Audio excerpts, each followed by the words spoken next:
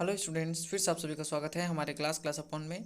और मैं लेके आ गया हूँ असाइनमेंट 5 कक्षा 10वीं वाले स्टूडेंट्स के लिए। हमारा जो विषय है वो है सामाजिक विज्ञान।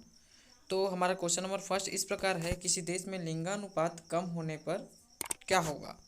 तो उत्तर इसका इस प्रकार रहेगा, किसी देश में लिंगानुपात कम होने पर समाज में महिलाओं की संख्या पुरुषों की तुलना में कम हो जाएगी, जिसका आशय है प्रति हजार पुरुषों की तुलना में स्त्रियों की संख्या का कम होना। सामान्य रूप से स्वस्थ समाज में लिंगानुपात बराबर होना चाहिए।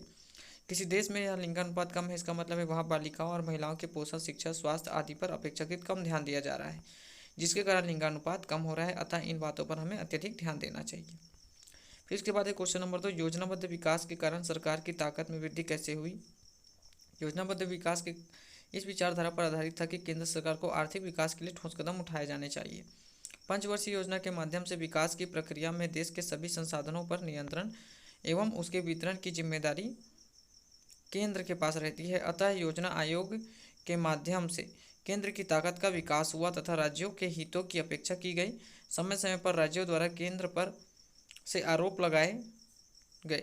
इसके अलावा लंबे समय तक केंद्र एवं राज्यों में एक ही दल की सरकार होने के कारण भी केंद्र सरकार की ताकत में वृद्धि होती गई और उसने अपनी ताकत को बढ़ाने हेतु योजना आयोग को एक माध्यम बना लिया।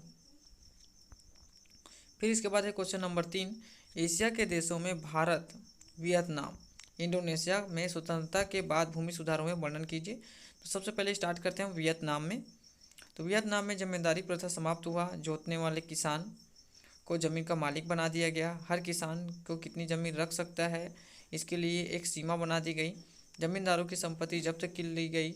सदियों बाद वियतनाम में गरीब किसान और भूमिहीन मजदूर जमीन के मालिक हो गए। इसके बाद है इंडोनेशिया। इंडोनेशिया में साम्यवादी प्रभाव के कारण भूमि सुधार कानून पारित किए गए, जिसके तहत गरीब किसानों को जमीन वितरित की गई। फिर इसके बाद है भारत, हमारे देश में, यानी कि भारत में स्वतंत्रता के बाद भूमि सुधार हुआ। उन पर वियतनाम, इंडोनेशिया की तरह साम्यवाद का प्रभाव नहीं पड़ा, बल्कि भारत में लोकतांत्रिक तरीकों से भूमि सुधार लागू किए गए। जमींदारी प्रथा समाप्त की गई। किसानों को उनके शोषण से मुक्त किया गया। चकबंदी प्रणाली द्वारा भूमि का समूहीकरण किया गया। यह जमींदारी प्रथा समाप्त की गई, लेकिन जमींदारों के साथ कोई भी दुर्व्यवहार नहीं किया गया, जबकि वियतनाम में जमींदारों को मारा गया था।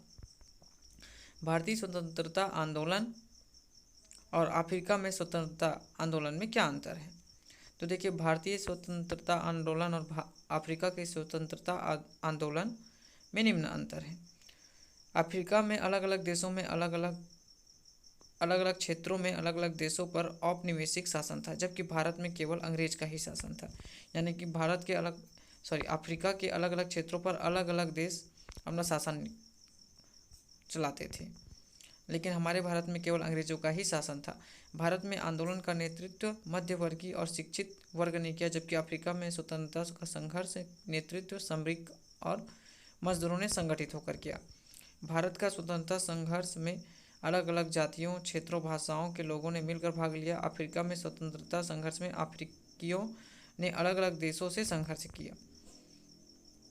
भारत जहां 1947 को स्वतंत्र हो गया, जबकि अफ्रीकी देश को काफ़ी बाद, यानी कि 1947 के बाद स्वतंत्रता की प्राप्ति हुई।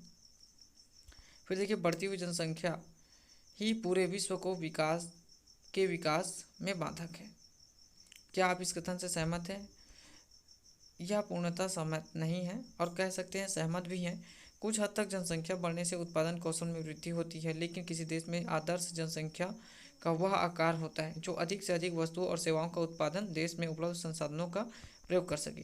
जनसंख्या वृद्धि कोई समस्या नहीं बनती जब तक उसके साथ देश के संसाधन भी बढ़ते रहे, परंतु संसाधन तो वही रहते हैं और लोगों की संख्या बढ़ती जाती है, तब ये एक समस्या खड़ी हो जाती है। फलतः जनसंख्या केवल बेकार रहेगी, बल्कि उन्हें पर्याप्त वस्तुएं सुविधाएं भी प्राप्त नहीं होंगी। इस प्रकार की स्थिति अवश्य विकास में बाधक हो सकती है। किसी भी देश को अपनी आदर्श अथवा अनुकूलम जनसंख्या की सीमा को पार नहीं करना चाहिए, यानी कि जनसंख्या पर नियंत्रण करना बहुत ही जरूरी है। इसके बाद है हमारा क्वेश्चन नंबर 6, आपके मत में हमारे लोकतांत्रिक राजनीति के सामने आज क्या चुनौतियाँ हैं। आज हमारे लोकतांत्रिक राजनीति के सामने निम्न की चुनौतियां। पहला है भ्रष्टाचार। हमारे देश में राजनीति में भ्रष्टाचार मुख्य चुनौती है। अधिकांश राजनीतिक दल भ्रष्ट लोगों से चंदा लेकर चुनावों में काले धन का प्रयोग करते हैं। गरीबी। लोकतांत्रिक राजनीति की दूसरी बड़ी समस्या है गरीबी। देश में आज भी 35 करोड़ लोग गरीबी रेखा के नीचे जीवन यापन कर रहे हैं। दलों में आंतरिक लोकतंत्र की कमी। देश के अधिकांश राजनीतिक दलों में आंतरिक लोकतंत्र नहीं है। पदाधिकारियों के नियमित चुनाव नहीं होते हैं। टिकट किसे मिलेगा यह सर्वोच्च नेताओं की इच्छा पर निर्भर करता है। कार्यकर्ताओं की इच्छा का ध्यान नहीं रखा जाता है। वंशवाद। लोकतांत्रिक राजनीति की अन्य महत्वपूर्ण चुनौती वंशवाद है। राजनीति में जो परिवार आगे है उसी परिवार के लोग मुख्य पदों में बैठे रहते हैं। आम लोगों को आगे बढ़ने की संभावना नहीं रहती है, उनको मौका ही नहीं दिया जाता है। तो आई होप स्टूडेंट्स आपको वीडियो अच्छा लगा होगा। वीडियो अच्छा लगे तो चैनल को सब्सक्राइब कीजिएगा। मैंने और भी बहुत सारे सब्जेक्ट पे क्लास 10th के अन्य असाइनमेंट पर भी वीडियो बना के अपलोड किए हैं, तो आप उन्हें भी देखिए। एंड स्क्रीन पे भी आपको शो होगा। तो मैं मिलता हूँ नेक्स्ट टॉपिक में नेक्स्ट वीडियो के साथ। तब तक के लिए धन्यवाद। और हाँ, वीडियो को लाइक करना ना भूलिएगा।